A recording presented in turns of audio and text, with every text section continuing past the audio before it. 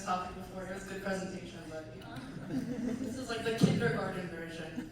So, does red meat intake increase the chances of colorectal cancer? So I don't want to ruin your lunch, but it's something to consider, you guys. So to investigate this question, let's look at the past, a common denominator for all of us, Tom and Jerry. Surprisingly, they were very invested in red meat for some reason. Is it a conspiracy? Maybe. We don't know. We'll see. So let's look at the first one. So let's start with an optimistic approach. So red meat's PUFA content, which is basically a fancy word for the juiciness of the meat, is not linked to colorectal cancer, so that's a good point.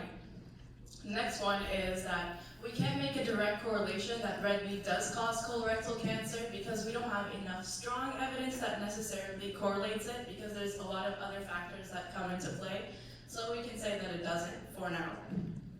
And then the third one is that 5% of colorectal cancer cases are caused by commonly inherited syndromes that increase the likelihood of colorectal cancer, like Lynch syndrome and irritable bowel disease. So that's a huge factor that we also consider and say that red meat does not directly cause colorectal cancer, but it's a factor. So now let's look at the real stuff with nice scientific figures.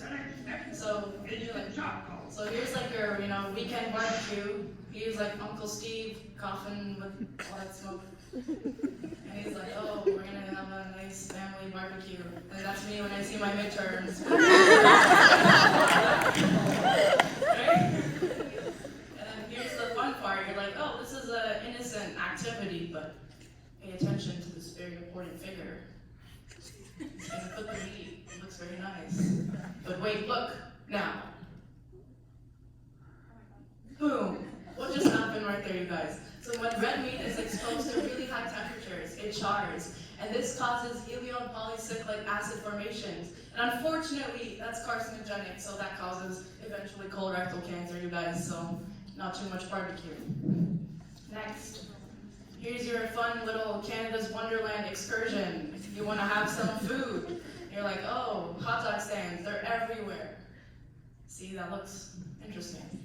And Tom is like, oh, whatever, I'll eat it. Well, Tom should think twice about that. Why? Because when you metabolize, specific preserved red meat like hot dogs, then things like N-nitrosyl compounds get synthesized, and these are unfortunately carcinogenic to your colon. So you might want to think twice about that because that causes colorectal cancer. Third one, what else could be wrong? Well, the issue. You look at the meat and you're like, oh, this looks so good. What could possibly be the problem? Well, that's the problem. It looks good. Why? Because it's really red and nice and the pigment is strong, right? What's the problem? And my friend touched on this, so we're going to see.